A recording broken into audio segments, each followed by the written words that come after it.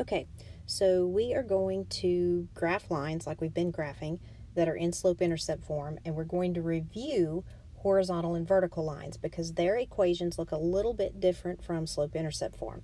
So find this example on your worksheet, y equals negative 2x plus 4. I think it's along the right-hand side of the worksheet, okay?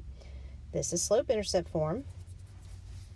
Where do we find the slope in slope-intercept form?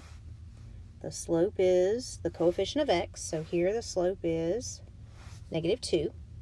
And where do we find the y-intercept? The y-intercept is the constant. It's usually at the back, but not always. So here the y-intercept is 4. So how would we graph this? Well, we'd graph our intercept first. 1, 2, 3, 4.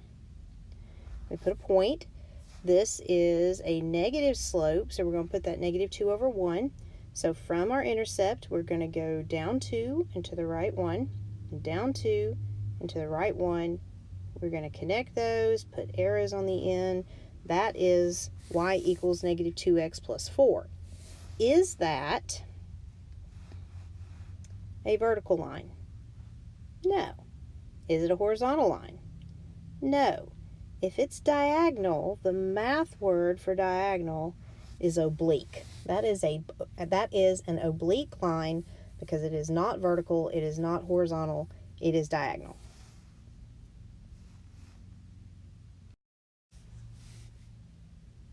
All right, look at this equation. This equation is y equals negative 4. Notice that there is no x. Okay, we have graphed these before. We looked at this before and we used a table. We said, okay, they are telling me here that y is always negative 4. It doesn't matter what x is. X can be 0, x can be 1, x can be 2, x can be 5 billion, but y is always negative 4. So we graph this. 0, negative 4 is right here. 1, negative 4 is right here. 2, negative 4 is right here. And what kind of line do we get? We get a horizontal line. Remember when we talked about HOI? A horizontal line. The equation is always y equals something. Remember that? Now, what kind of slope does a horizontal line have? A horizontal line has 0 slope. That's what the 0 in HOI is, right? What is the y-intercept of this line? Well, this line crosses the y-axis right here, so the y-intercept is negative 4, okay? So that we didn't have to use slope-intercept. But how else could we do this? This is y equals, right? Y equals something minus 4. Well, how many x's are up here? There's not any x's. This is y equals 0x minus 4. So m is 0, b is negative 4, and when you have 0 slope, that means you're going to have a horizontal line. So you can use slope-intercept form here, or you can use a table, set all your values, your y values to what they tell you it is, graph your horizontal line.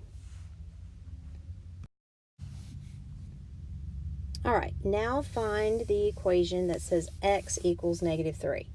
This is just an x value. There is not any way to write this in slope-intercept form. Since there is no y, we cannot say y equals something, right? So we're going to use a table for this. They're telling me x is always negative 3. My y value can be whatever I want. So I'm going to do negative 3, 0, negative 3, 1, negative 3, 2. And when the x value is always the same, what kind of line do I get? I get a vertical line, okay? Remember when we did VUX? A vertical line, the equation is always x equals something, all right? What's the slope of a vertical line? The slope of a vertical line is undefined, right? That's what the U in VUX means. The slope of that vertical line is undefined. What is the y-intercept? This line doesn't even cross the y-axis, right? Now there's an x-intercept, but it doesn't cross the y-axis. So we're going to say there's not a y-intercept. We could say the x-intercept is -3, but I think all these are asking for the y-intercept, and a vertical line most of the time will not have one. Okay, there's your 3 examples. Now you're going to finish the rest of the page. If you have any questions, be sure to ask me.